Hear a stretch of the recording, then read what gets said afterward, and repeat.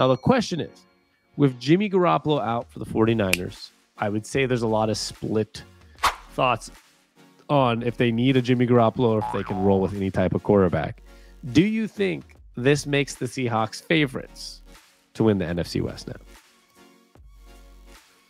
Wow, it's a good question, and I think a lot of people might disagree outside of Seattle, but I think yes. I think a lot of people are waiting for the shoe to drop with Geno Smith, and they don't think Geno Smith is going to be able to actually continue to do what he's doing, which has been unbelievable. Yep. But I believe in Geno Smith. I mean, watch Geno Smith play. Maybe if you're an outsider and all you see is the Red Zone channel and you see that stats at the end of games, you're like, it's going to come down to earth.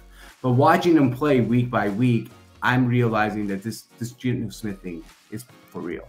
And I think that means we're going to win the NFC West. It is for real. And I do think that's something that's just been very underrated about this whole Geno Smith thing, right? Like, I think yesterday I recorded a YouTube video about it, and I was just going through like all that shit we see on Twitter. I think everybody's seen these stats already. So I'm not even going to read them off, but it's like the first in completion percentage in like first in over 70% completion percentage, first in the 100 passer ratings in the NFL, first in multiple touchdown passing games, like first in this, first in that.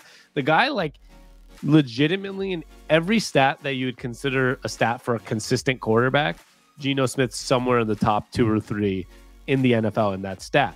And he's just become this quarterback that you can trust and you can believe in. Now, he's not Patrick Mahomes. He's not the Joe Burrow, Josh Allen style. He's not going to have a 500-yard passing game. But when it comes to needing him to go 22 for 29 with 304 yards and 2 touchdowns and no picks, he will get that done for you.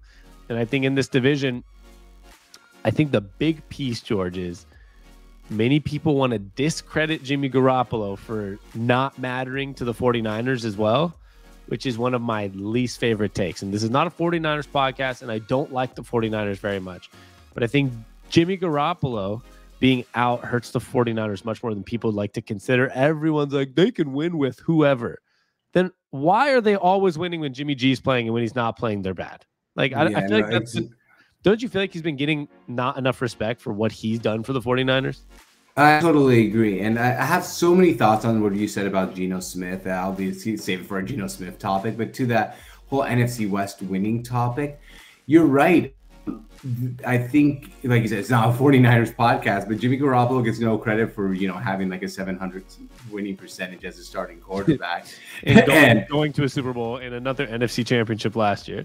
Yeah, so losing Jimmy Garoppolo and also losing Trey Lance earlier in the season gives this like the major advantage to win the division. We have, I mean, I can't believe you're saying this right now.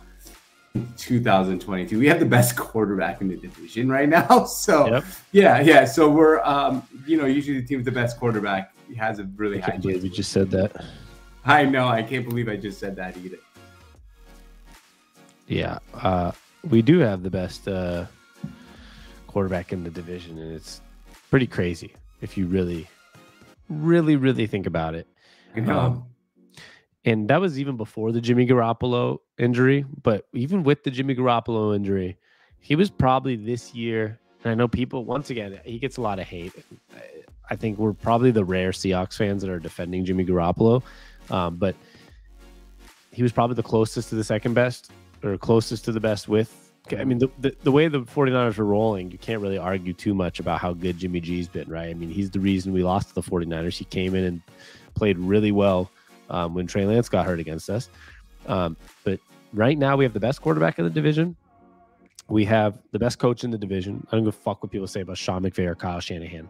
They are the next great things in this league, but like Pete Carroll has a better resume. There's no sideways about it. And I know these are young. That's what will make it so good if we win the division, right? Like you have like a young hip head coach, McVay, Shanahan, Kingsbury, and then you have the 70-year-old in Seattle just winning. That's jumping on the sideline. Like, oh, we play defense and run the ball. And everyone's like, God damn it, not again. I know. Like, yeah, you got these boy geniuses, right? The young coaches. But then here's Pete Carroll, finding a way with Geno Smith, the best quarterback in the division now, and possibly going to win the division.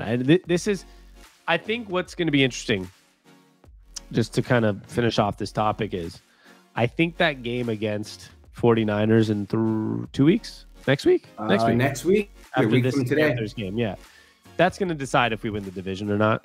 Obviously, we're going against Purdy, whatever his name is, and that's going to decide it because they have the tiebreaker right now. But if we beat them, we're going to flip one game against them in the win column, be up a game on them with that win. Like, that will do it. So as much as I do think they're going to win the NFC West now, I do think it's really going to come down to that one game, because we're going to win a few games. We might lose a few the rest of the season, but that one game is going to be the decision maker. So the week after this, as long as we beat the Panthers, which we should, that 49ers game is the biggest game of the year by far, because that might be the division at hand.